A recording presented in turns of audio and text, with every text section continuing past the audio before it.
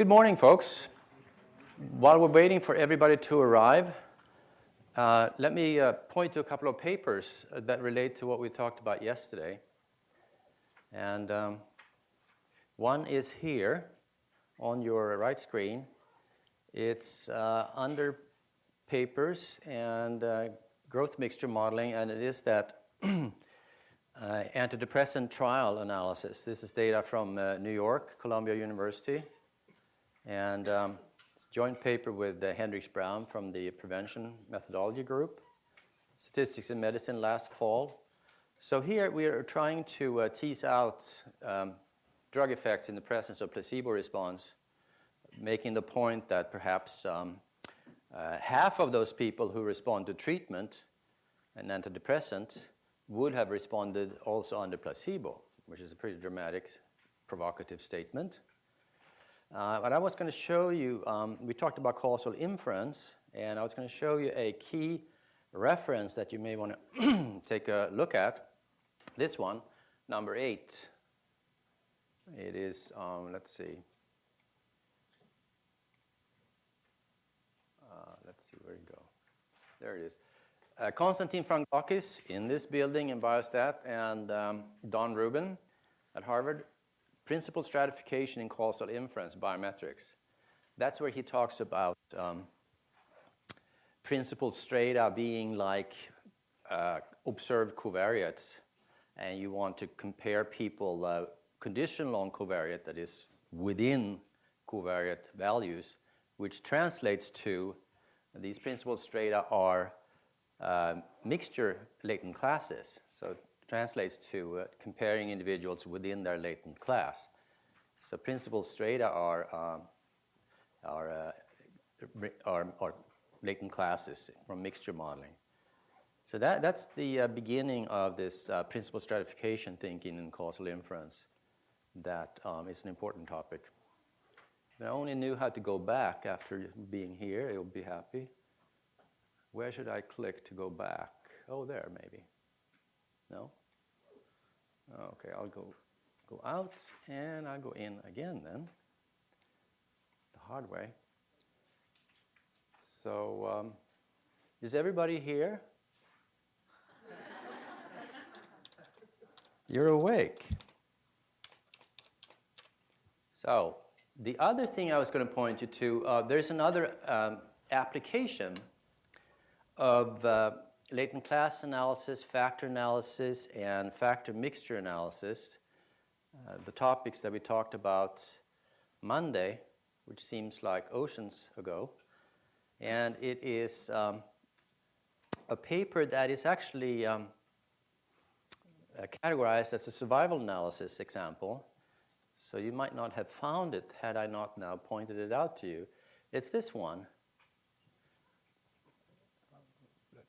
This one, with a long list of authors, applications of continuous time survival in latent variable models for the analysis of oncology, randomized clinical trials using Mplus. So this was a collaboration with a pharmaceutical company group at Eli Lilly, two of whom are here. So this was a task of analyzing quality of life or patient-reported outcomes and trying to figure out how those responses to those measurement instruments related to survival in cancer trials. A very interesting kind of topic. And the Mplus group was supplied with data to analyze, and we're going to continue our collaboration. And it led to some interesting latent variable modeling of the quality of life instruments, or the PROs, as it were, the patient-reported outcome instruments, and this had to do with lung cancer, so instruments related to that. And there we go through a whole sequence of these models, and you might want to read, it's a 65-page report, and you may want to read it and see if you get some ideas about how one can go about analyzing data and reporting data. And then we related that to continuous time survival Cox regression, non-proportional hazard modeling, actually, in a novel way, where the development over time in the patient-reported outcomes was related to predicting the survival. So you have two processes going forward. It's sort of a parallel process type of analysis that we mentioned yesterday, except that only one of the processes is a growth process. The other is a survival process. And what's interesting about that paper is that all the inputs and outputs are sitting on the Mplus website here. And so you can see how it was done. And it actually led to improvement in Mplus from version 5.21 to version 6. Is this not working? This should be working. Oh, I thought you weren't using it and that it was, I should get batteries for it. Thank you. You're on the go, aren't you? Ever such a thoughtful wife. Yes, really. And the green back arrow came up. All right. And who's on the Mplus discussion? Let's see. Last day. That's good. Because we're here. Oh, you're all here, right? That's right. All right. So are you warmed up now? See, there are two more coming. I knew. 3. Okay. I think that's all I was going to say to entertain the crowd, so to speak. Let's see. Where are we? It's Wednesday, so it must be topic 9. Let's see. From beginning. All right. And you are now... Banked? So are we going to do general announcements, or are you just out there doing your show? I forgot. He forgot. He thought he was at a comedy show or something. I'll hand over to... Right. But anyway, today's the day we're being recorded, so I can't see you. But anyway. Wait, Brianna is not in the control group. She's not? Room, rather. Oh, she is there. Well, Okay. How would we know? So are we on, can't Brianna? See. Ah. All right. Okay. We're filmed. All right. So anyway, just general announcements from Nick and his group. When you leave today, there will be a little tray in the back of the room, and please put your badges in the tray. Leave them there before you leave the building. And just general things like, for anybody who's here new, please don't go wandering around. It's not safe on the streets around these buildings. Have your lunch either in this building or the hospital. There's upstairs on the 2nd floor, and then on the 9th floor in this building, you can find lunch, and also in the hospital.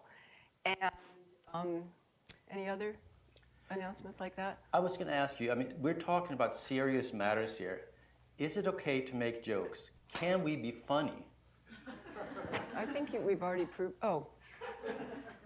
Can we be funny? Why start now? Yeah. He's been training me on this, and I blew it. All right. Credits go to Saturday Night Live. All right, so we're not going to make it. I guess we have to keep our day jobs. But anyway, and then for each 1.5-hour segment, hold your questions to the end, and we'll take question and answer session. Sorry, Paige, you tried. No, you're coming well. Anyway, and then we'll probably be ending today around 3 or 3:30, and we'll have lunch at 12. Go ahead. All right. So we're getting a little giddy by day 3, but and here's our table of contents. And you thought it was only 1 page? No, it's 2 pages. So you are now the guinea pigs for a brand new day. This has never been taught before, so we have no idea how it goes or how it flows. But there are 150 slides, which should mean that we should be ending around 3:30 today, with the usual blocks of 1.5 hours and 15 minutes questions.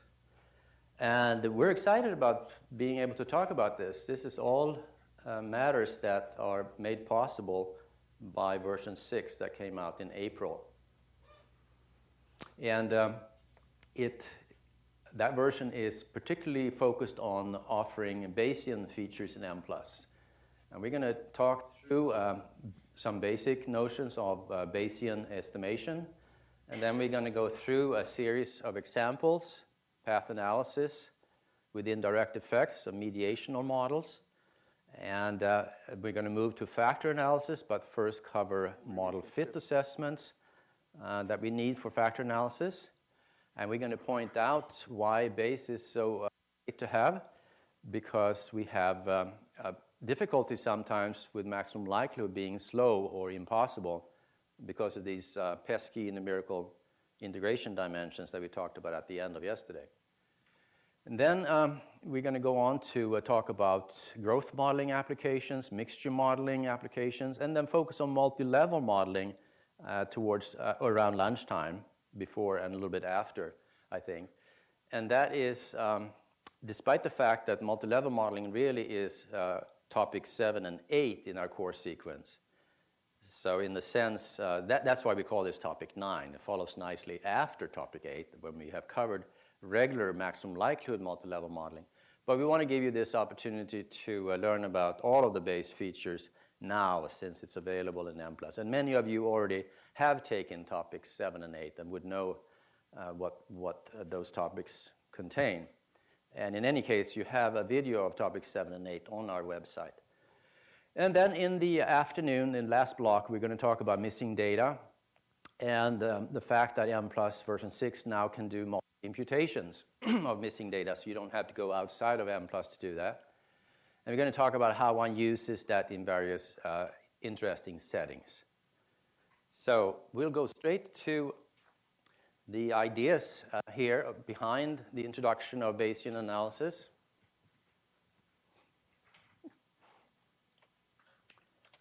And actually, Mplus has been a so-called frequentist program so far, up to and including version 5. Frequentist meaning that we do estimation by estimators such as maximum likelihood or weighted least squares.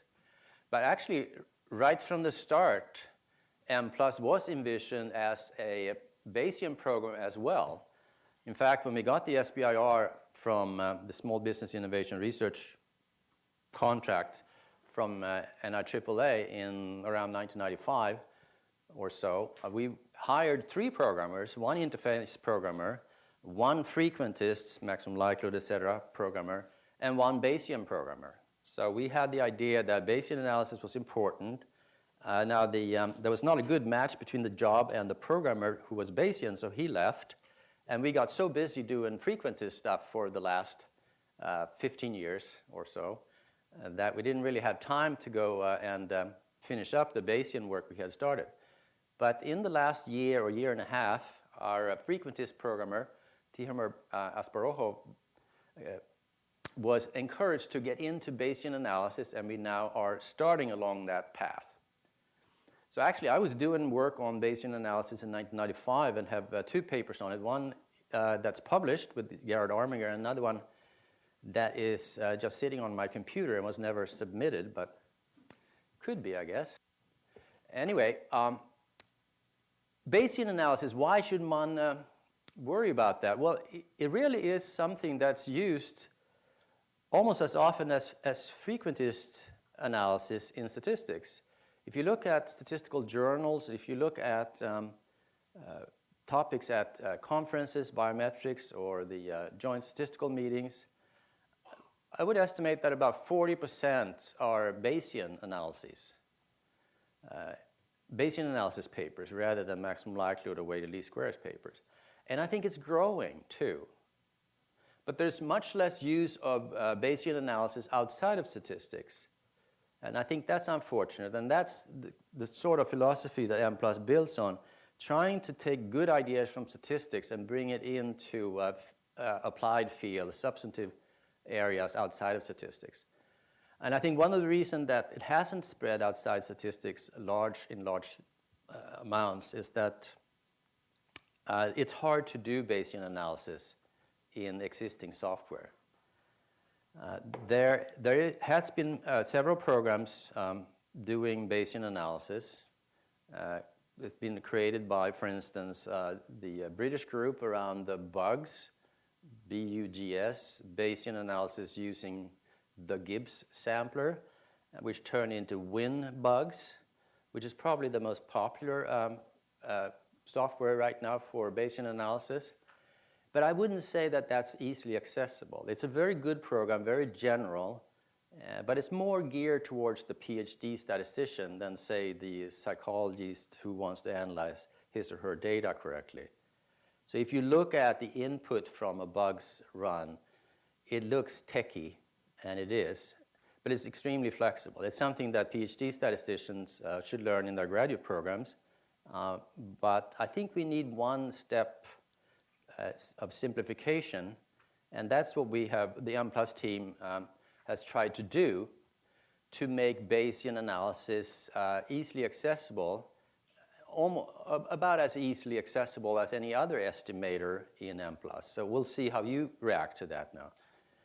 And for Mplus, it also has the advantage, as the last bullet says, that it provides a platform for further development, because much of statistics now is done via Bayesian analysis.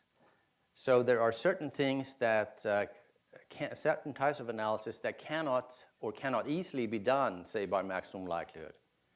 And to be able to provide those kinds of interesting analysis possibilities to you, we needed to be able to work with Bayes to have that possibility and have Bayes included. So why now do we have to learn yet another thing? Why couldn't we have stopped at 8 topics? Why do we have to go to 9 topics? Shouldn't we have 10 to make it even?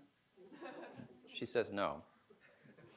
So why do we have to learn about Bayes? So we have to motivate you on slide 5 already in the morning here, so you hang in there. Well, first of all, much more can be learned about parameter estimates and model fit. For instance, just a simple example, you will not only know about your parameter estimate and its standard error, you will get a whole distribution showing information about the parameter that you wanted to estimate, a whole distribution. And very importantly, we have better small sample performance. Very often in applied studies, we work with rather small samples, and maximum likelihood is a large sample estimator. It builds on large sample theory. For instance, it's only under large sample theory that the parameter estimates are normally distributed, and only then that a symmetric confidence interval is relevant. In practice, the small samples or other reasons may make the distribution not normal for the estimator, for the parameter estimate, and the large sample theory would not be applicable. So if you have small samples, you are helped by Bayesian analysis. And also, if you don't care about Bayes at all, if you don't even believe in the tenets of Bayes, although we will convince you very convincingly towards the end here, you can just think of it as a computational device. I mean, that's a heresy for those who are Bayesian, but you can be a latent maximum likelihood person using Bayes, shamefully, of course, but still, you can do analysis that couldn't be done by ML. Again, taking the example of numerical integration at the end of yesterday, when you have many dimensions of integration, and we will show you examples with 6 dimensions, 8 dimensions, 16 and even 80 dimensions in very down-to-earth relevant realistic examples, which would be impossible by ML, but are possible and have been done in Bayesian analysis in Mplus version 6. And new models can be analyzed. One interesting model, for instance, that's typically done, I have only seen it done by Bayesian analysis, is a change point analysis. For those of you who've gone through topics 3 and 4, we talked about change point analysis as a related to piecewise modeling. For piecewise modeling, you'd have a growth model that's at some point changes growth shape. For instance, pre-intervention development is different from development after the intervention. Piecewise modeling, you have to know where the pieces join, and that point has to be the same for everyone. And in some applications, neither of those two assumptions are fulfilled. For instance, you don't know when the prostate-specific antigens start shooting up exponentially. You don't know the point, and the point varies across individuals. So you estimate the change point, and that's typically done in Bayesian analysis, just to give you one example. There are many others. Now, we have several writings about Bayes here. already on our website because we figured we better be quickly put some helpful writings out there so you can know how to work with the program. So we have the technical appendix that Tiamer and I put together, which shows the technical implementation. And that's for the techies among you. And then a little bit more applied, the second paper, Bayesian analysis of latent variable models, going through several kinds of latent variable models and talking about why one would be interested in Bayes and what the things to look out for are, and some other general advice. And this actually all of these are being revised, the new versions put up continuously, it seems. So you should always make sure you have the latest version. Which reminds me, before I go on, how many of you check Mplus website at least once a month? All right. How many of you check Mplus discussion relatively often? All right, so you're on there. Anyway, and a recent addition is the multiple imputation paper, which shows you how to do that and how not to do that. And then my early attempt, or first attempt at trying to say this in simple ways, some of which have made it into this today's handout. It's a brief introduction. And ongoing writing is on its way. Linda and I are finishing a first book, which is on topic 1. That is factor analysis and structural equation modeling, but one of the last chapters includes Bayesian analysis, and just to put the latest ideas out there into the book, because it applies to things like factor analysis and path analysis. And there are some novel features there, new types of analysis that we will show you tidbits of today. So this pedagogical writing will make it into a bigger context shortly. Now, let's give you some overview here. Let's go to 8 and 9.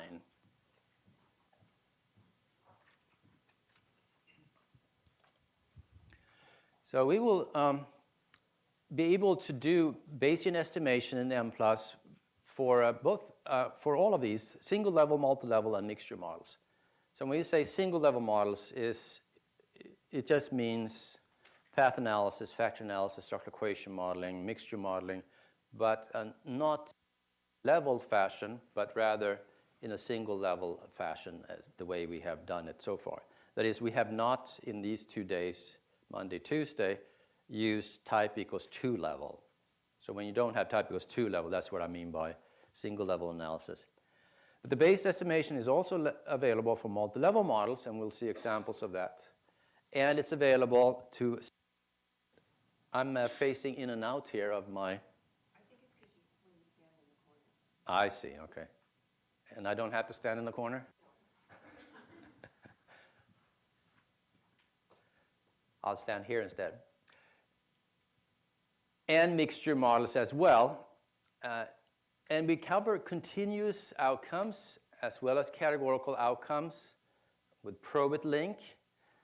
And we are able to offer, and some of these terms now will not mean much to you until we define them, but we're going to work with so-called non-informative priors as the default, but also offer user-specified informative priors through the new model priors command. We're going to be able to work with multiple chains using parallel processing, quick computations. We're going to assess convergence with so-called Gelman-Rubin potential scale reduction factors. We're going to learn a lot of new interesting terms. We're going to look at posterior distributions, and we're going to look at their means, medians, and modes, and credibility intervals. We're going to look at various kinds of plots, trace plots, autocorrelation plots, and posterior predictive checking plots. All of that is available, including then also as a byproduct of this Bayesian development. It is really a byproduct, but an important one, namely multiple imputation of missing data, called data imputation. This is the Mplus term. Carried out using Bayesian estimation to create several data sets where missing values have been imputed. And the multiple imputation data sets can be used for subsequent model estimation using, say, maximum likelihood or weighted least squares. And the imputed data sets can be saved for subsequent analysis, or they can be carried out in the same run. So in one single run, you can impute the missing data and do the analysis. And we'll give examples of that, like I said, after lunch. Imputations can be done based on an unrestricted model using 3 different algorithms that we'll talk about. But what's an interesting, specific, and special, unique feature of Mplus is that imputation can be done based on a H0 model. That is, a specific model that you believe in can be used to generate the data, and that is advantageous in some settings. And what's interesting with multiple imputation, as we'll talk about after lunch, is that the set of variables used in the imputation of the data don't have to be the same as the set of variables used in analysis. So you can have more variables in your imputation phase than you have in your analysis phase.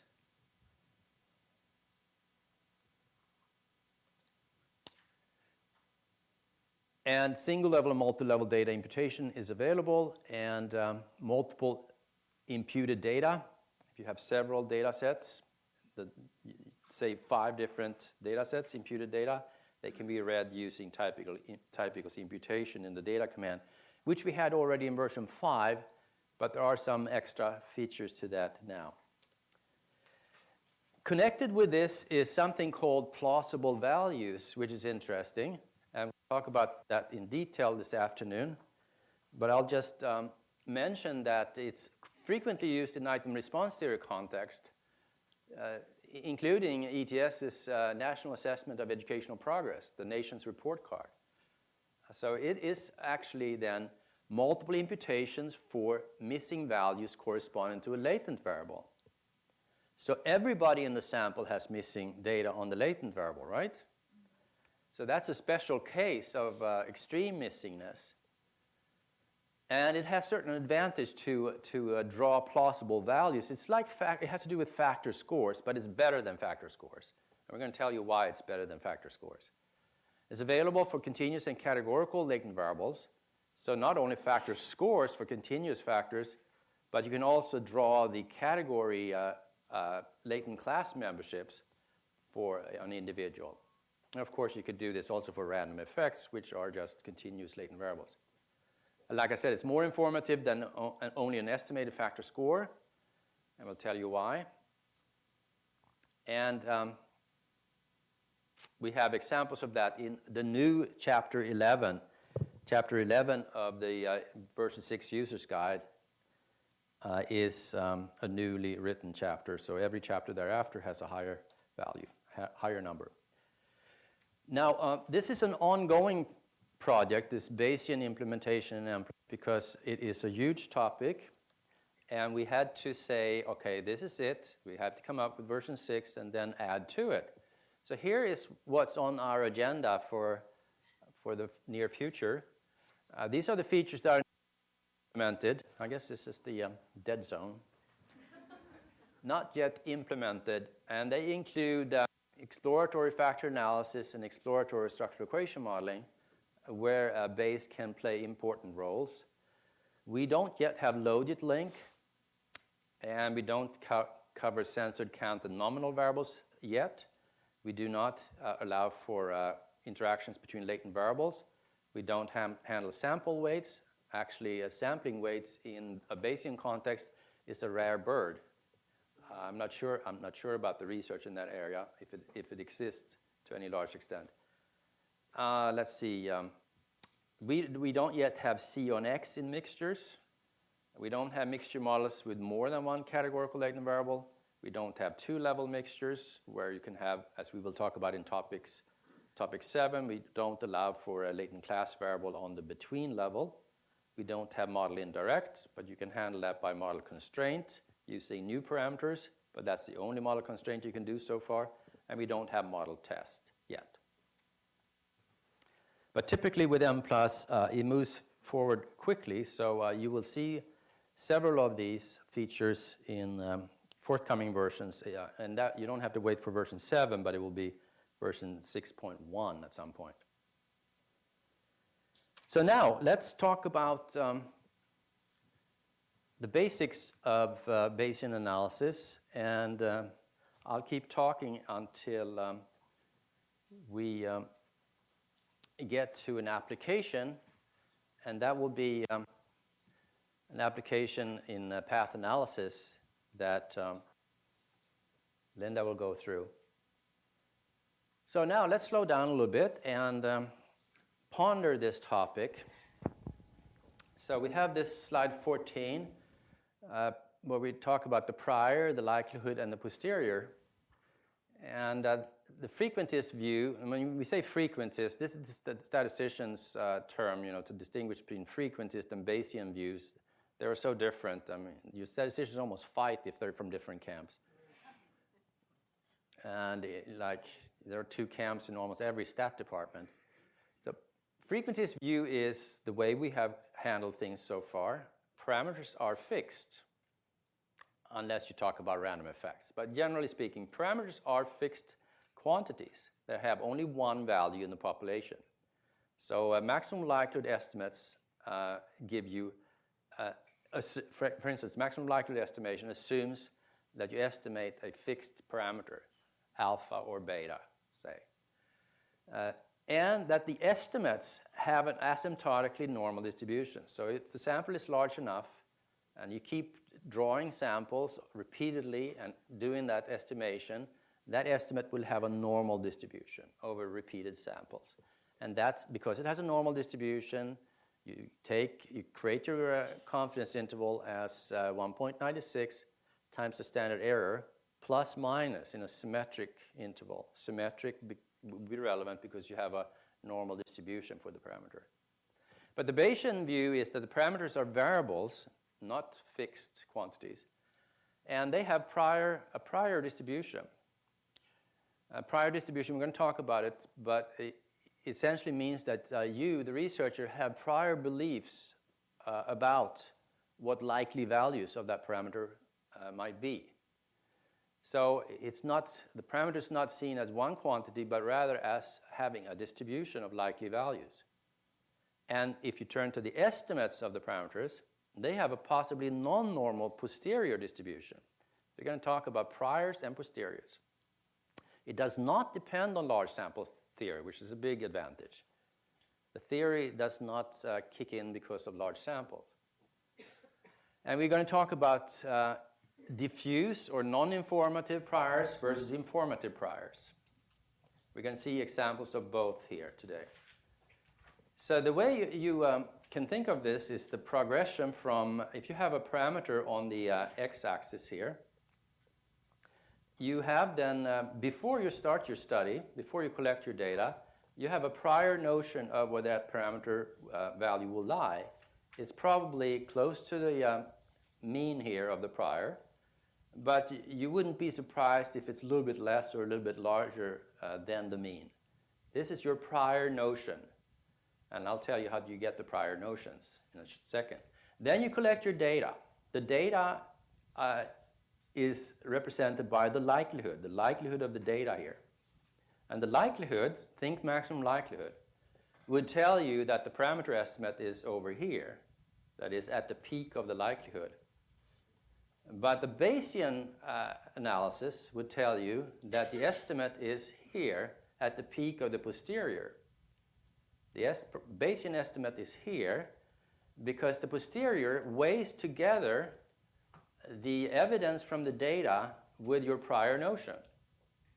So you bring in information not only from the data, but from your prior notion. And the estimate, the Bayesian estimate here in the middle, will be a compromise of the two.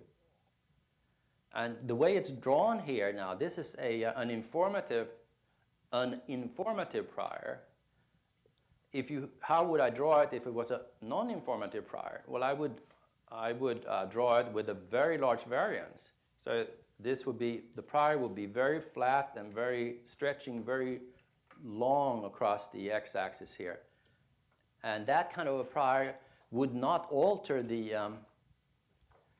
the likelihood very much at all, if at all. So essentially, with non-informative priors, you have a large prior variance, and the maximum likelihood estimate and the Bayesian estimates are very similar. They're going to be very similar with non-informative priors. Now, let's say a little bit more about priors then. And let's do it in terms of one of the few technical pages here. And to do that, we're going to get back to that Bayes theorem that we touched on yesterday when we talked about posterior probabilities in maximum likelihood estimation. But now we're talking about Bayesian estimation. So let's go back to our Stat 101 and talk about probabilities of two events, of an event A happening and an event B happening. You can think about throwing dice or picking balls out of an urn, as they tend to do. And we're going to distinguish between the joint probability of both events and a conditional probability, A given B, and a marginal probability of B. So here you see that the joint probability is a product of the conditional and the marginal. And we used that a lot yesterday. For instance, PB was the factor distribution, PA given B was the distribution of the factor indicators or latent class indicators given the factor. Now you may want to fill in here a second step, a second equality. Say equality equal P of B given A, P of B given A times P of A. That's also the same up there to the right. So now you're supposed to scribble. Why aren't you scribbling? Okay. Because then you would, as Linda pointed out, much more easily see why Bayes' theorem comes about.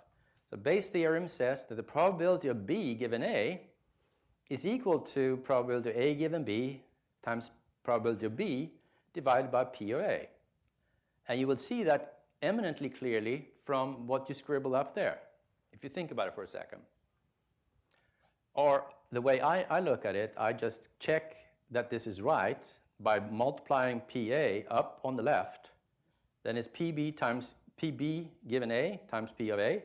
That means it's the joint distribution of A and B. And what's on the right is then also the joint distribution of A and B. So the equality holds.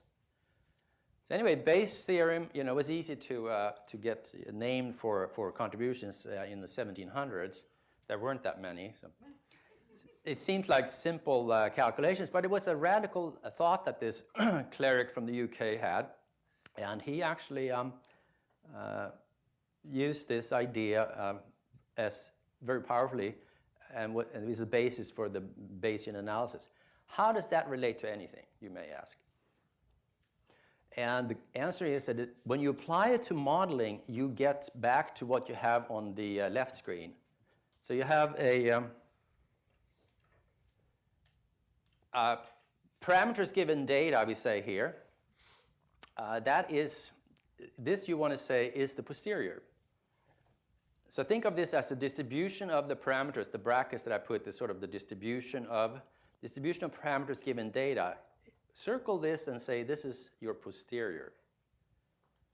So if you identify things, it must be that B is parameters, A is data, right? If you look at this formula. So B is parameters, A is data.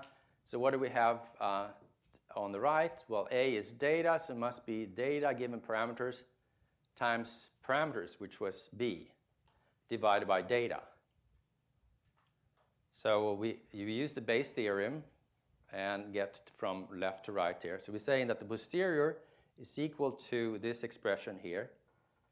And data given parameters, that expression is the likelihood, because the likelihood expresses, to simplify matters, it's a rough simplification, but the likelihood is the probability of data, of having observed the data given certain parameter values. So this is the likelihood. And the distribution of the parameters, well, that is the prior that we're talking about on the left. And data is data. So what the statisticians then say that the posterior, this what you have on the left, is proportional to, this little sign here, is proportional to the likelihood times the prior, the numerator, whereas data doesn't contain parameters and is sort of just a scaling constant, so it's proportional to. So hence, you're saying that the posterior is the product of the likelihood and the prior, which is what we're looking at on the left. Posterior is some kind of combination of the prior and the likelihood, where the likelihood, again, is the data as a function, probability of the data as a function of the parameters. Function of the parameters makes it possible to maximize it, with respect to the parameters. And the prior was the parameters, and out comes the posterior using Bayes' theorem. It wasn't too bad, right? So now, this is like, where do babies come from?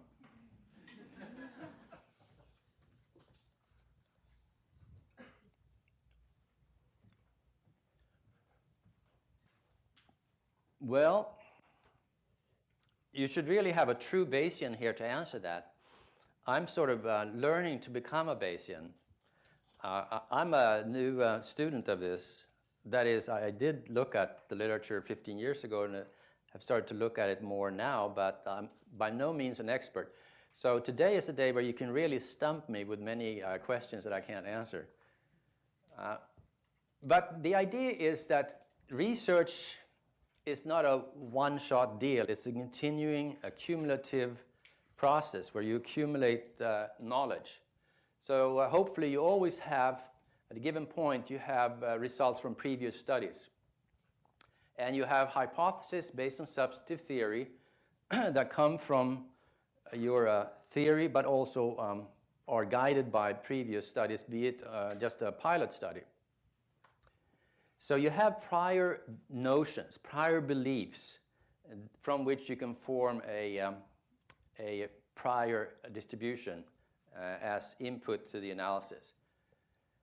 And in fact, if you've done confirmatory factor analysis, you have used very strong prior beliefs already. So you're already a Bayesian, just didn't know about it. So you have, for instance, in CFA, confirmatory factor analysis, you often have the hypothesis of zero cross-loadings. That is, for instance, you're saying that hyperactivity factor does not influence inattentiveness items. It influences hyperactivity items. So you have zero cross-loadings there. And so you're saying that certain factors do not influence certain variables.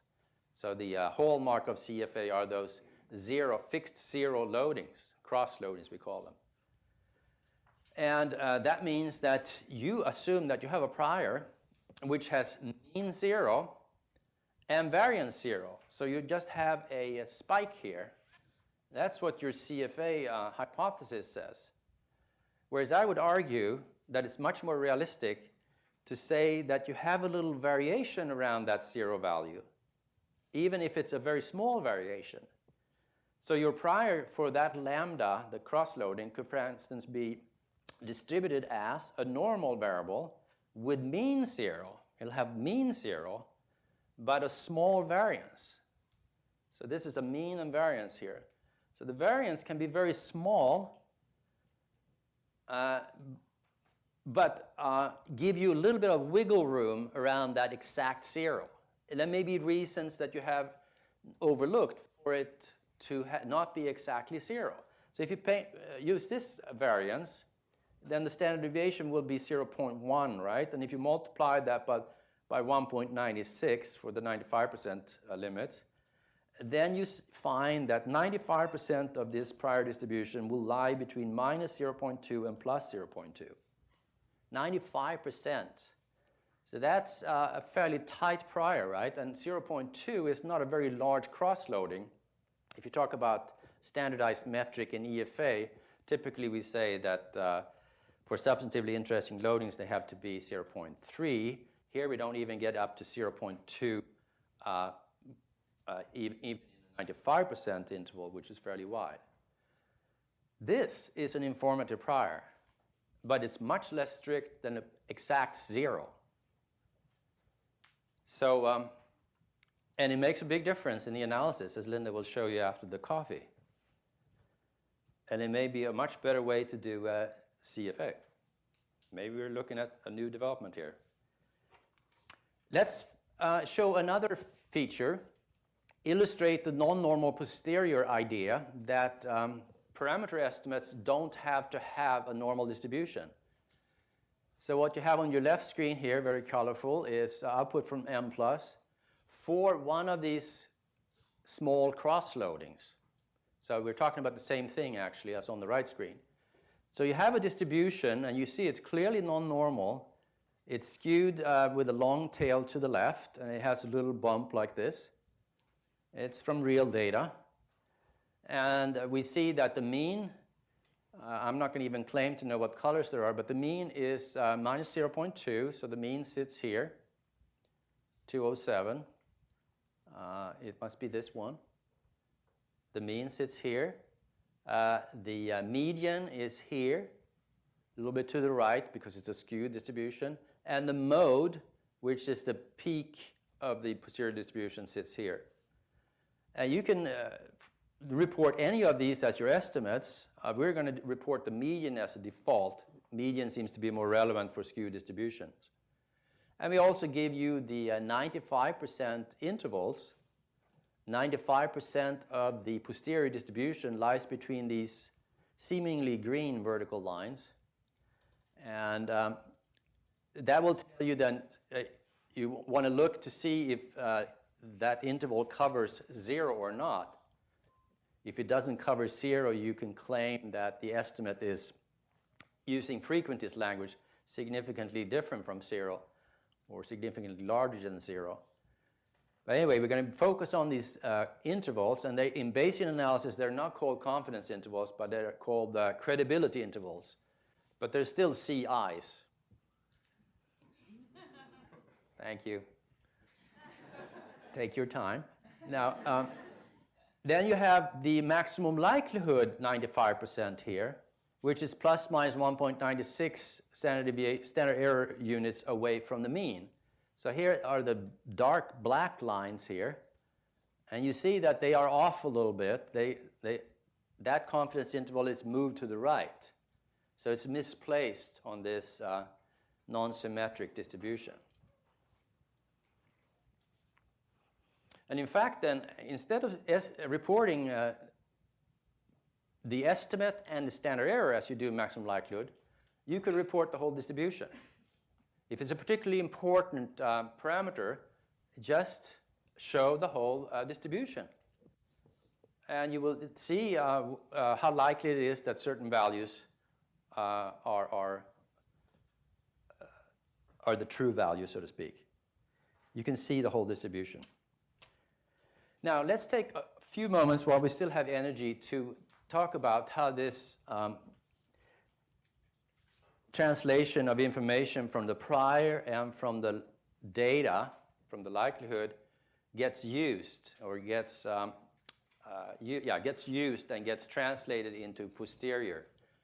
And really, the reason Bayes has become so popular in the last decade or two is that there have been enormous developments, successes in terms of algorithms. So Bayesian analysis used to be more of a theoretical interest where it relied for computations on very difficult integrations. Here, once again, integration is replaced by numerical analysis using a technique called Markov chain Monte Carlo, MCMC algorithms. So just let's look at this for a second and think of it from a principal point of view. So say that theta represents a vector of parameters, let's say this. Theta represents everything that's unknown to you. So parameters, latent variable values, and missing observations. And we want to divide that vector or set of unknown quantities into S sets. So let's say that we have a situation where we have no latent variables, no missing data. A typical division would be that we divide theta into two parts. Parameters that have a normal prior and parameters that don't have a normal prior. So parameters that have a normal prior would be intercepts, means, slopes. Parameters that don't have a normal prior would be variances. Variances are more chi-square distributed than normal, right?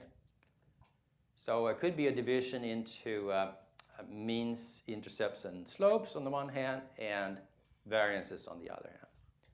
The way you arrive at your final estimates is by iteration. Iterations just like in maximum likelihood, but here, by starting the chain here, you say that you have these different sets, divisions of the parameter space, and I minus 1 could be the starting values that are generated by some default mechanism inside of the program. And then you can actually express the distribution of parameter set 1 as a function of the other parameters. It's a conditional distribution, and that conditional distribution can be expressed explicitly in many cases, particularly when you have so-called conjugate priors. So a conjugate prior is a prior where you have normal prior and then the posterior becomes normal as well.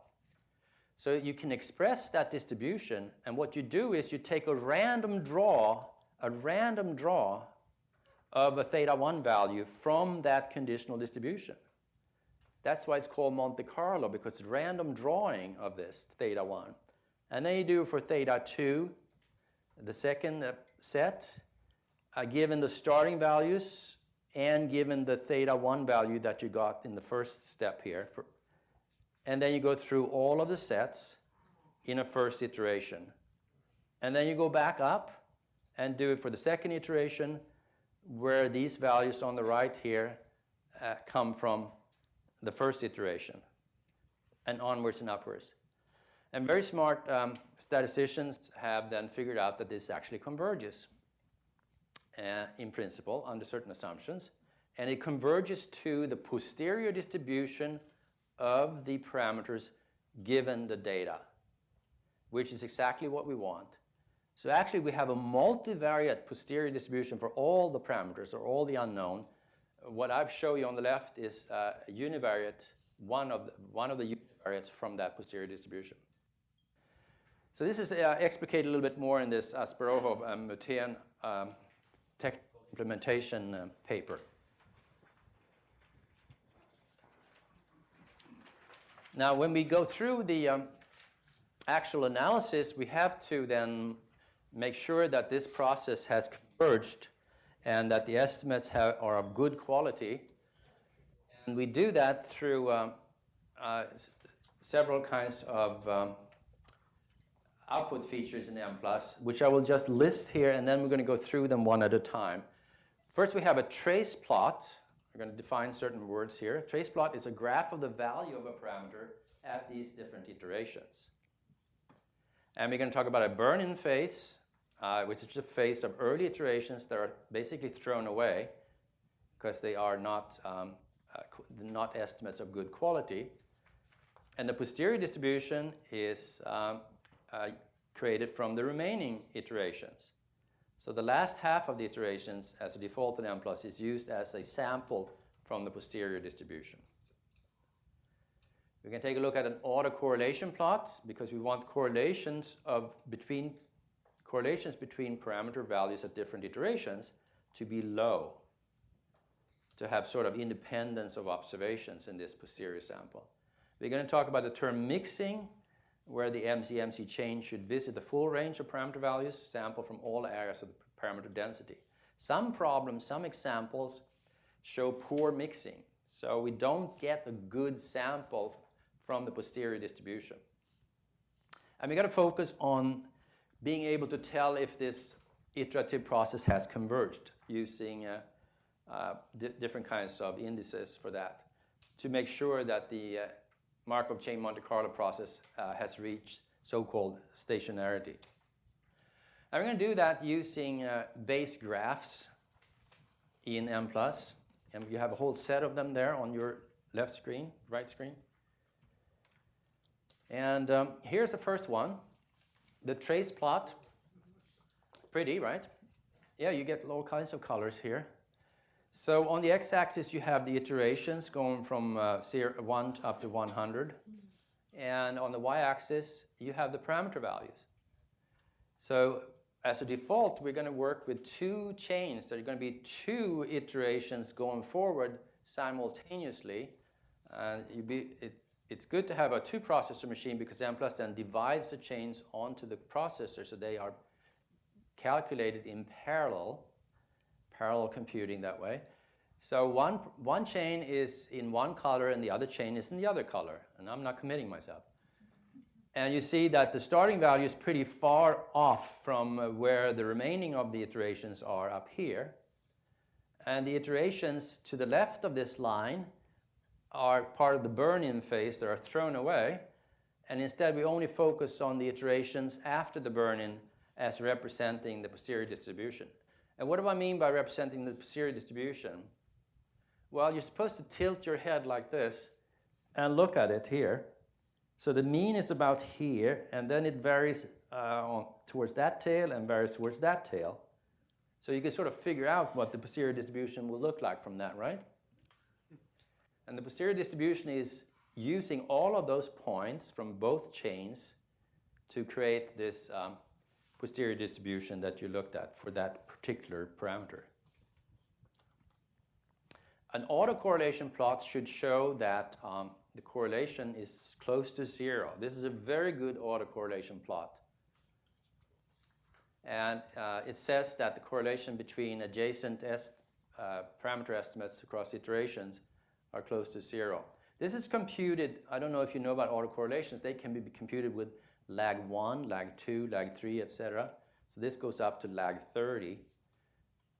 So imagine that you create a correlation by taking theta for iteration 1 correlated with theta iteration 2, and then theta 2 with theta 3 with theta 4. That's lag 1. And you can do that with lag 2, etc. This is sort of time series descriptive statistics, thinking that autocorrelations come from. So that's a good plot, and good autocorrelation plot. And let's take another trace plot. This is from only 100 iterations. Usually you're going to get used to working with maybe 100,000 iterations.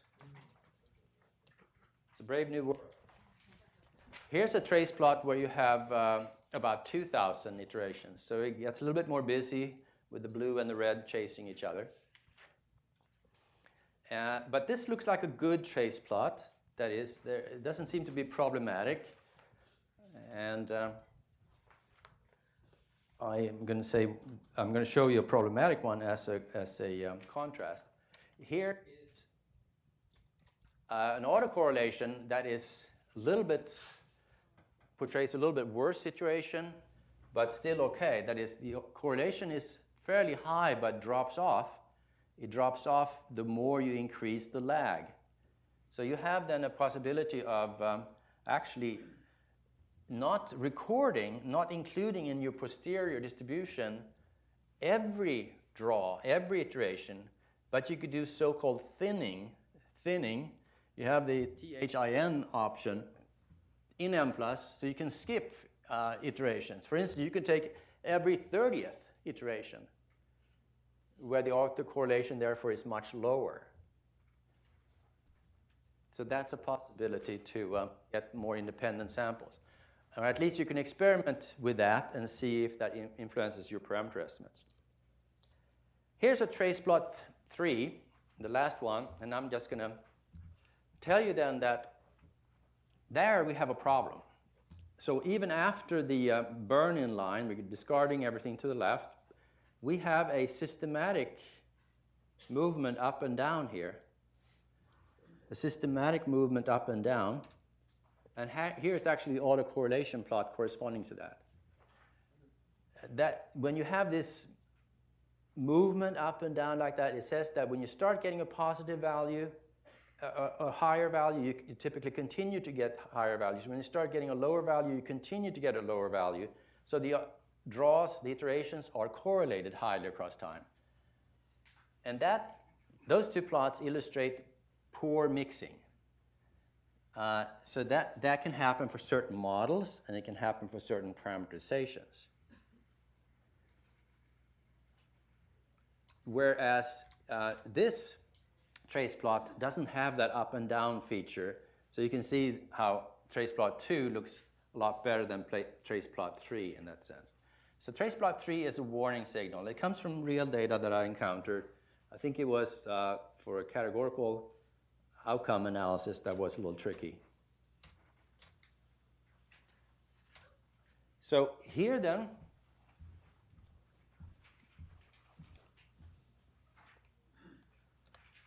is the display of what we're really interested in, namely the posterior for the parameter. And you have it in, you can get it in two forms, histogram form, or a so-called kernel option, where you smooth the histogram into a more continuous shape like this. It's the same picture, but shown two ways that you do in Mplus. And again, you see an example of a skewed distribution. It doesn't have the normal distribution for the parameter values as you would assume in maximum likelihood. Finally, then, I think, we have the convergence checking, and it is quite intuitive.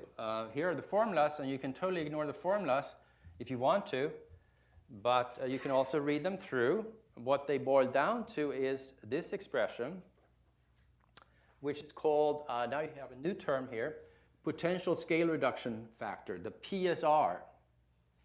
And you will see that in the Mplus output. We were saying that we have as a default 2 chains of iterations going forward in getting parameter estimates, getting posterior, adding to the posterior distribution. So you can talk about a within chain variation of that parameter and a between chain variation. And you want to say then, of course, that convergence is reached when the between chain, the B variation, the between chain variation is ignorable relative to the within chain variation. So you want the between chain variation to be ignorable relative to the within chain variation of parameter values. So if you go back to your trace plot, you can see that that happens for, say, trace plot 1. The between chain variation is ignorable relative to the size of the within chain variation.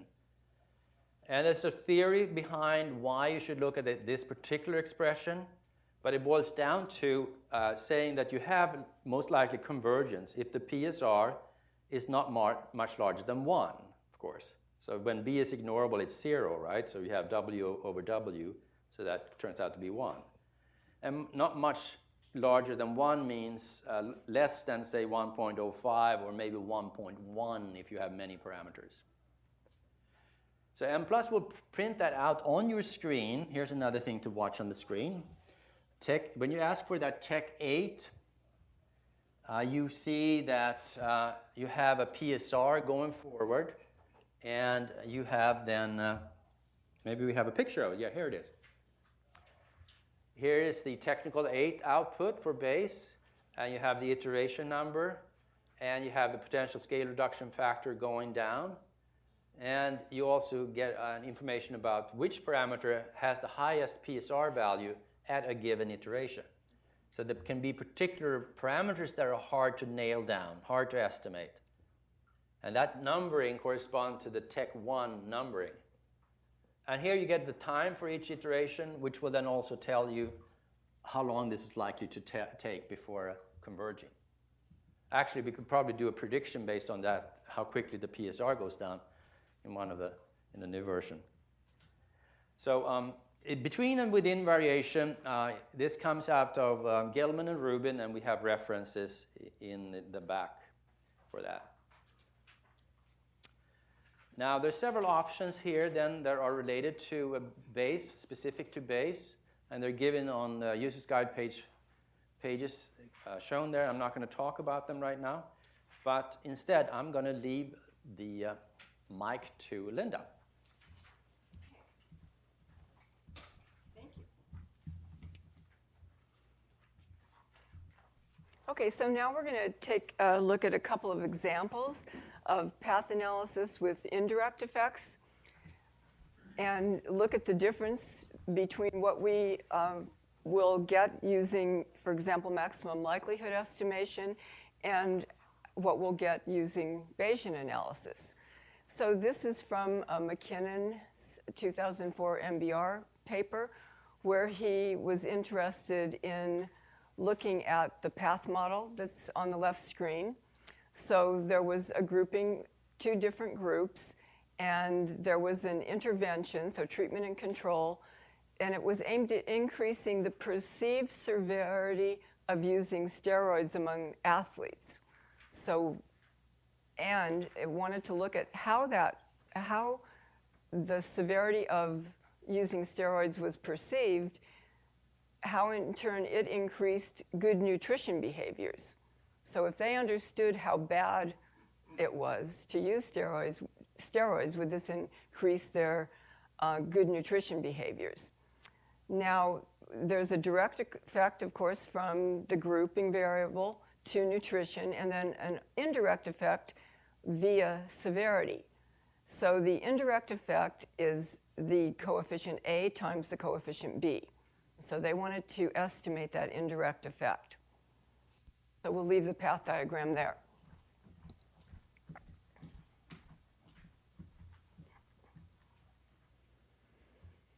Now, let's take a look at how we would estimate that using Bayesian analysis. We know how we would do it using maximum likelihood. So in the analysis command, you have to say estimator equals Bayes. So it's really just an estimator choice. And we say processors equals 2 because we know that the default is 2 chains, and if we have 2 processors, 1 will be used per chain. So that if you do have that, that can increase computational time. So then let's see how we specify the model. We have severity on group, nutrition on severity, and then just the variance here of group. It's the same. I'm sorry. Nutrition on group also. So the reason we have this on 2 lines is because you can only have 1 label per line. So what else are we doing here? So we see the regressions that are set up, but we see that we have an A and a B corresponding to the regression coefficients of A and B on the left screen. When we want to use model constraint to estimate an indirect effect, we have to label the parameters in the model command. So by putting an A in parentheses, I'm labeling the regression coefficient for severity on group as A, and by putting a B in parentheses, I'm labeling the regression coefficient of nutrition on severity as B. So then down in the model constraint command, which is available for Bayesian analysis, but only using the new option. So we use the new option, and we name the new parameter indirect. And then we say indirect is equal to A times B, with A times B being these coefficients. So we know an indirect effect is the product of the 2 coefficients involved. So that's all that we have to do to estimate this model. We're using we're not giving priors, we're using the non-informative diffuse priors, which are the default in Mplus in this situation. So I think it's pretty simple to set up and to use in Mplus. And let's see what we get. So the output looks different for the Bayesian analysis because we get different types of estimates. So in the first column, as always, we label the parameters using the Mplus language. So severity on group, nutrition on severity, nutrition on group, and the 2 intercepts. So in the first column is the parameter estimate. That doesn't change. In the second column is the standard deviation. And so what's it the standard deviation of? Bank told you that each parameter has a posterior distribution. So it's the standard deviation of the posterior distribution. And let me just move back also to say one thing about the estimate.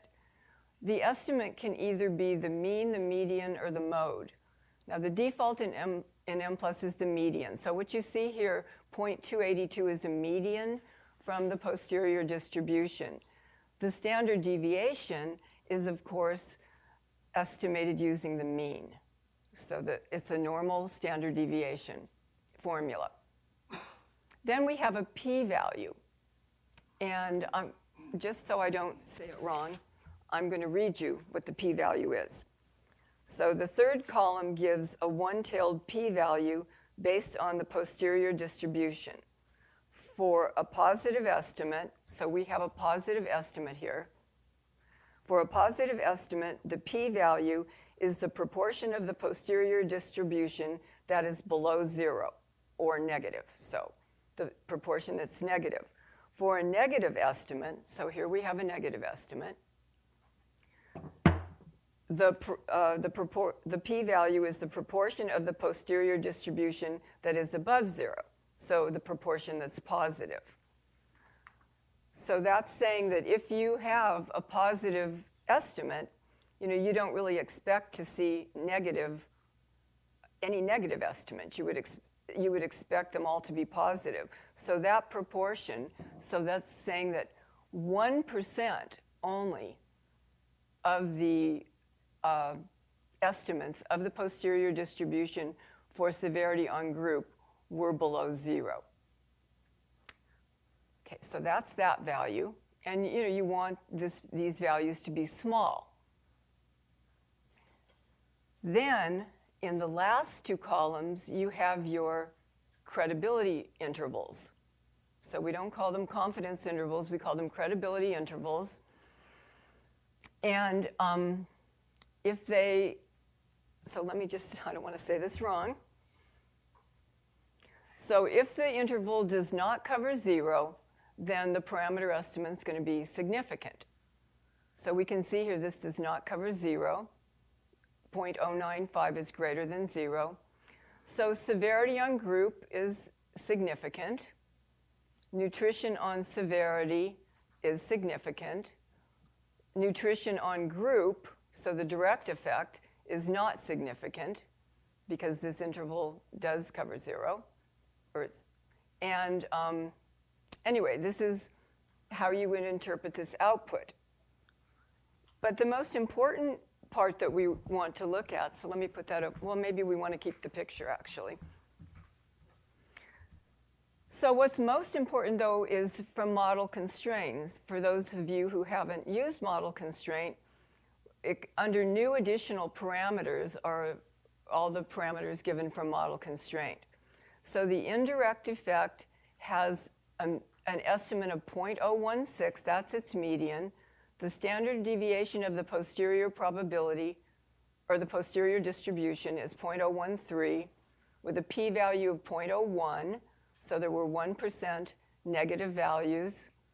And then we have a confidence interval that does not include 0, saying that 0.016 is significantly different from 0.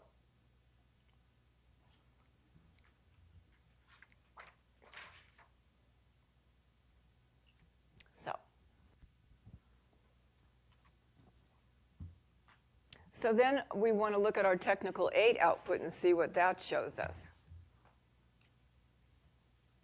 So we have our chain. We showed 2 chains, and we show the seeds that they start from, and everything's randomly generated within Mplus as far as the seeds go.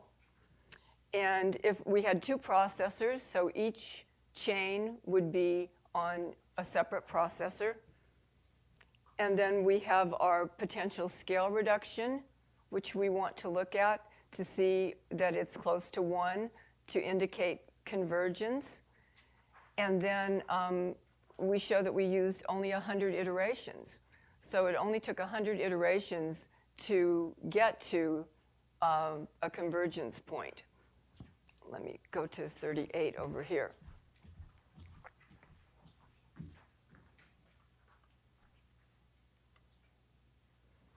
So now here is the posterior distribution for the indirect effect.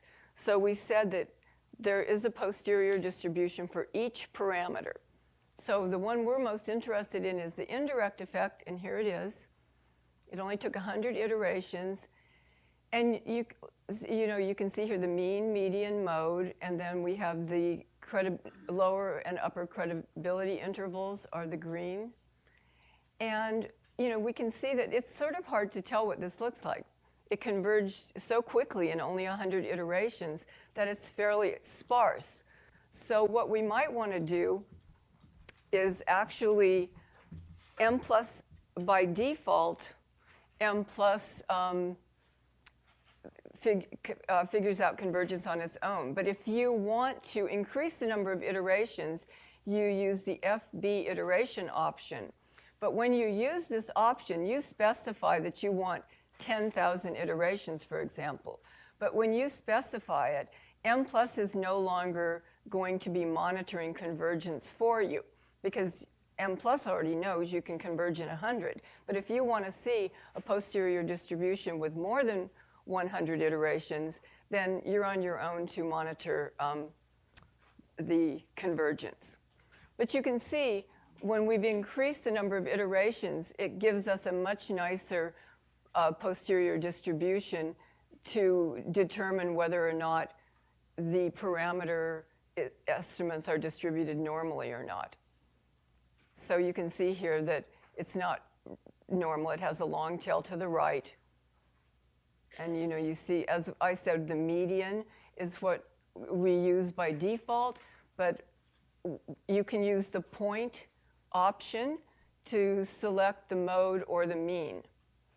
That's your choice.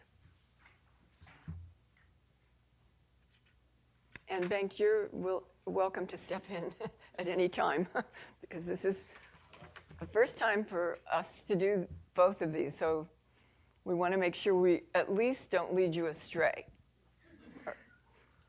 All right, so let's talk about this posterior distribution. So we have a mediated effect of the intervention, and the 95% Bayesian credibility interval does not include zero.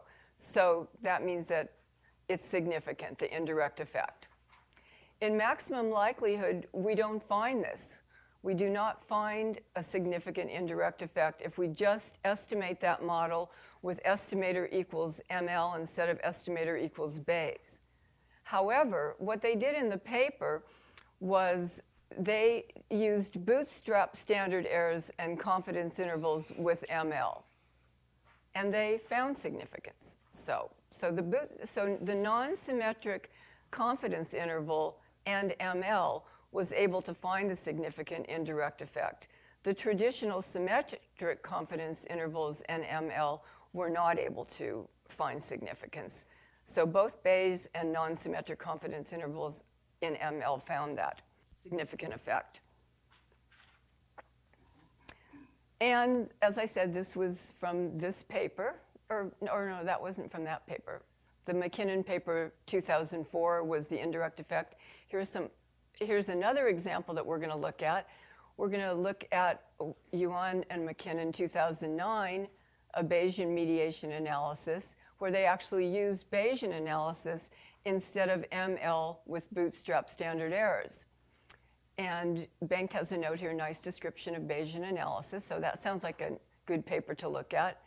And what they did is they used informative priors. So remember, in the Atlas example, we used the default diffuse priors. Now we're going to look at another indirect effect example, but we're going to use informative priors based on previous studies. And we'll talk about what the informative priors are when we look at the input. And when we do this, that 95% credibility interval shrinks by 16%. This was done by the Yuan and McKinnon using WinBugs. And their paper has the WinBugs code. And I'm going to show you the Mplus code. And the exact same results are obtained. So 42.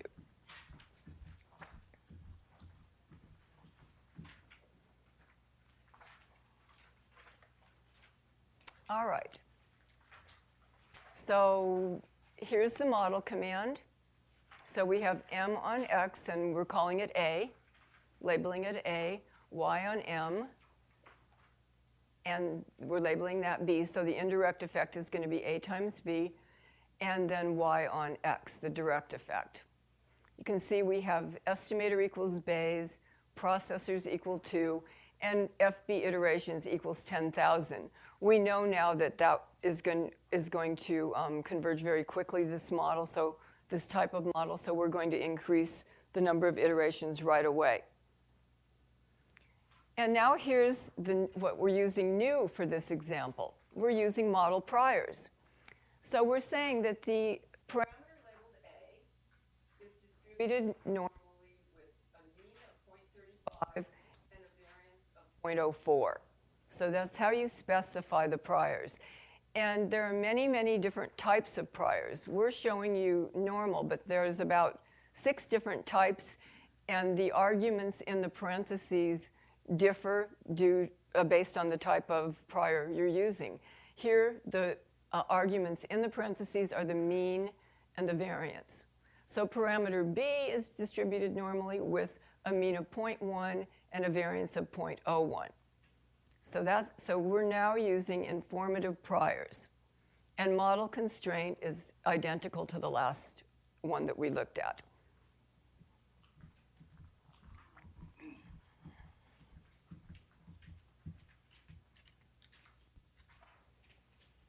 Whoops.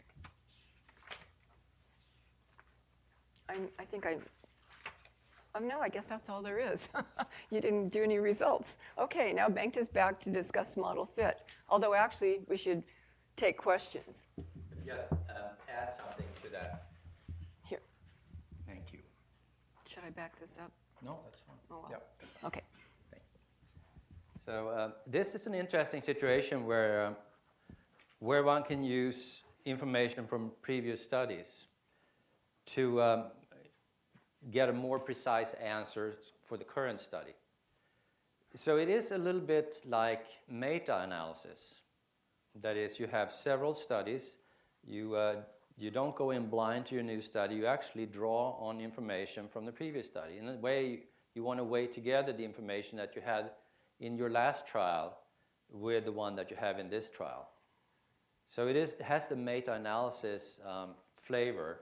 The prior that we add here adds to the data, adds information to the data collected in this current study. Now, of course, there is the danger here that you see immediately, that a bad user would give the prior that would give him or her the results he or she wants. So don't do that. So that's all I wanted to say.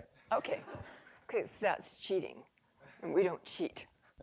All right, so let's take questions and answers, or questions, and we'll do the answers. Yes, gentleman in the middle.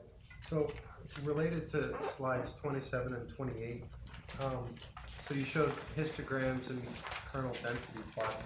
Could I look at a cumulative distribution function for a parameter? And if not, is there a way to export these values into another program? So the question is, could we present a cumulative distribution function plot, not in Mplus currently, but yes, you have the data that's used for the plot is available to you. So you can take those data and put them into a new program and do whatever you want with them. So for instance, you may want to import it to R and do various kinds of manipulations of plots. What's the output or the? It's called .gph. So this is when you use the plot command, you automatically get this .gph file, and so you don't have to really ask for it. It's just there. But isn't there something else in the menu about results in the plot menu? Or is everything in the GPH file? I think everything's in GPH Okay. file, yeah. Okay, more questions? Yes, Richard, in the VIP seat here. But you mentioned that you... He has a special box here. You asked for more than the default iterations, that I think is 1,000. I'm sorry. The default F iterations for Bayes in Mplus is 1,000 or 100? No, It's, so go ahead. No, I don't know what the default is. Is it 10? Is it 1,000? It must be in between 100 and 10,000. Good inference. It is 50,000 iterations is the default. If you haven't, I see. if Right. the process hasn't converged as judged by that criterion, the PSR, it goes to 50,000 and stops. So, if you ask for, you said, if you ask for 10,000, you're on your own. Right. Elaborate a little bit about what that means. Yeah. It's scary, like a precipice, and I'm wondering. is it Well, out it's- there? You're not told. Go ahead. No, well, no, it's okay. Well, I'm just saying that once you use FB iterations, we don't check convergence anymore, so you need to check it yourself. And if that's scary, I'm sorry, but No. Can I add to that? Mplus still prints out the PSR. but you So you have can see yeah. that from Tech 8. And what you will probably find, if you converge at 100 iterations and you say, now I want to look at 10,000 to have a smoother histogram, you will see that the PSR factor hovers across around 1 for all of those iterations between 100 and 10,000. And then you can be fairly confident that it is converged. But it's not Mplus telling you that, it's you telling you that. You know, when you don't use FB iterations, Mplus goes on until it converges, or it doesn't converge and it says it didn't converge. But when you use FB iterations, we just say, Mplus just says, okay, you want 10,000, you get 10,000. And F in FB, as you might guess, means fixed, and B means base. So that's the fixed base iterations. Then there's also the option of B iterations. And that just ups the default maximum of 50,000 to whatever you want. So you can say 100,000 instead, and then Mplus will stop somewhere before then. If it converges. Yeah. It's not as scary, I guess, as Yes. it sounds. Could we go to slide 25 and 26, please? Which is what I can imagine is not a typical finding, but certainly one that could come up. Could you give some guidance as to does this set of plots indicate lack of model fit, a bad model, bad informative information on priors, or could you just give a little bit of guidance about what one would do given that I saw this plot and this set of plots? What would be next steps? Right, okay, so the question is, what does this plot mean and what do you do about it? No idea. No, you can conclude from this plot that you're working with an analysis that has a difficult model. So it's a difficult model for the data. And typically it says that your parameterization, you can parameterize things differently. For instance, just a simple thing like in factor analysis, you can set the metric by fixing the first lambda loading to 1, or you can fix the factor variance to 1. In base, that makes a little bit of a difference in certain situations, just as a very simple example of parameterization. So you can depend on the model and depend on the parameterization, and it also could show that this algorithm is not effective enough for the combination of model and parameterization.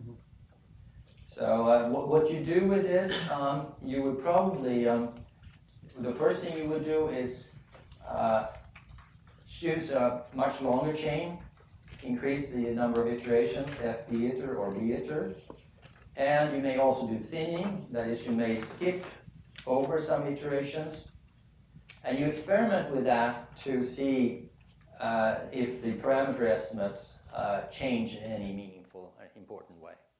That's how you would go about it. All right. Yes?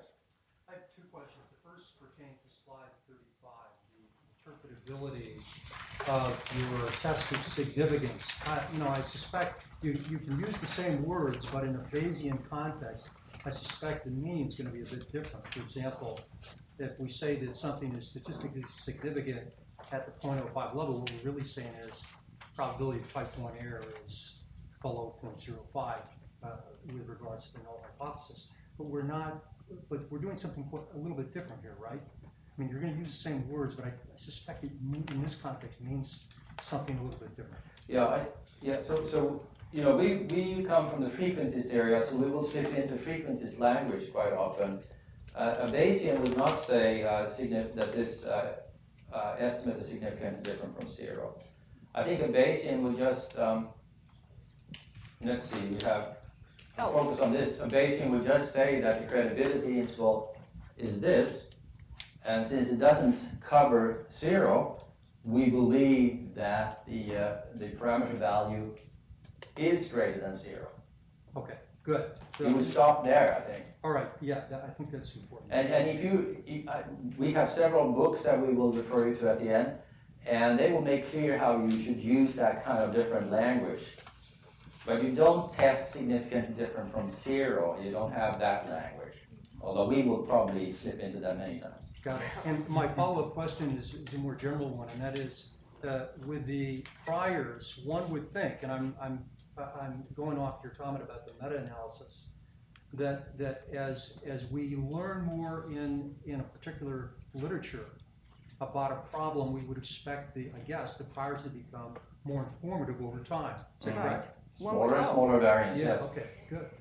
Right. That's a very positive, yeah. The more you study something, the more you know about it, so you should have a more informed In fact, we had wanted to have a meta-analysis example in here, but this is like teaching mixture modeling 10 years ago, when we had relatively few real examples, because they hadn't come into us yet. Right. Catch us 10 years from now,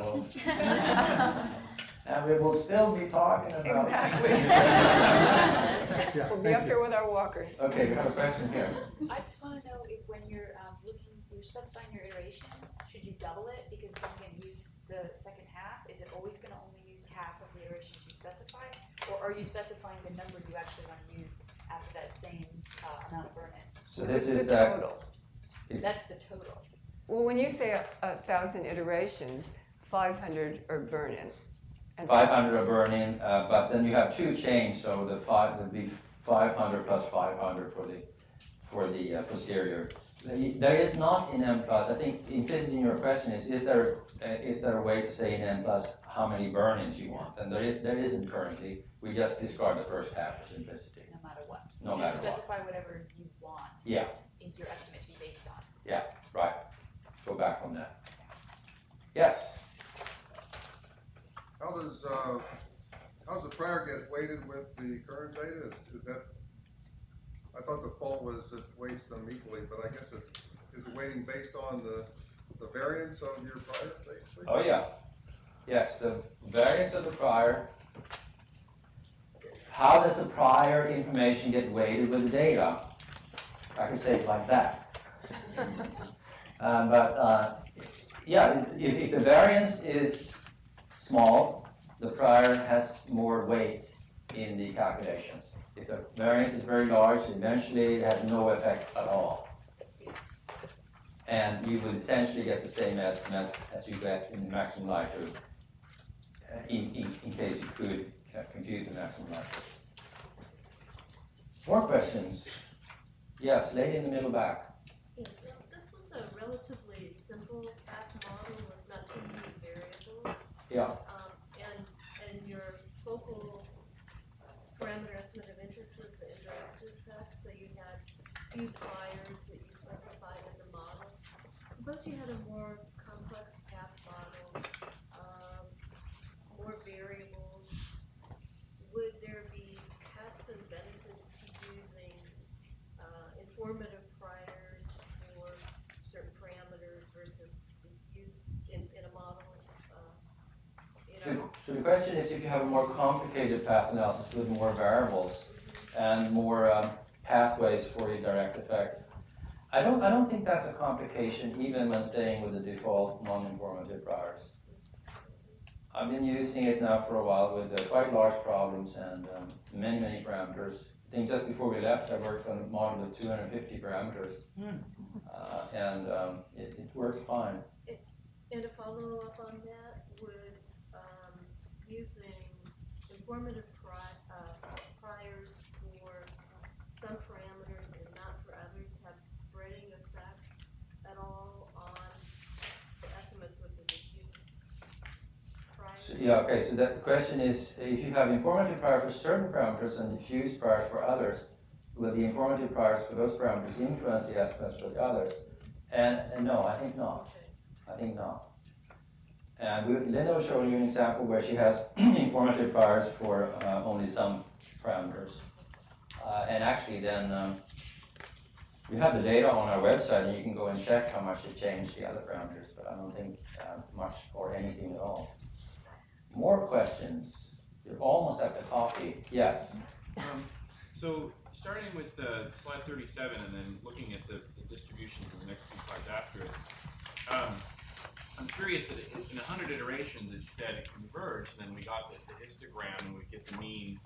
And then once we did it, we decided we're going to look at, if we want to better look at the posterior distribution, we're going to do more iterations, and we got a slightly different result, particularly for the mode. I was just curious that you know, the TSR says we've converged, but doing more iterations, we've got an obviously better distribution. So it seems, you know, should we trust the TSR? Should we kind of look to see, make sure, what is it? Are we actually filling out our distribution? Yeah, it's a good question. It reminds me that I should say something more about that. My experience is that even when the process has converged in terms of PSR, you are wise to go beyond that. By say if it converges in 1,000, you may want to go up to 10,000. Because what can happen, and this has been a long debate in statistics, should you do several chains or should you do one very long chain? Big debates, passionate. Statisticians become really passionate about it. And I found that sometimes, even when it converged at 1,000, it can then, the PSR factor comes down to 1 at 1,000. It can go up a little bit again, and then come down, and then it stays down seemingly forever, 10,000 iterations. So I go a little bit beyond to make sure. That's one point. The other point is that with Bayes, you're not going to get exactly the same estimate to 3 decimals as we're used to for maximum likelihood. You know, maximum likelihood has that very precise definition of convergence. The derivative of the likelihood is exactly 0 to 6 decimals or something like that in Mplus. And you don't have that here. But what is probably very similar here between the 100 iterations and 10,000 is that the median is probably very similar. And the results, your conclusions would not be different. And the difference between the 10,000 iteration run and the 20,000 iteration run will be even less.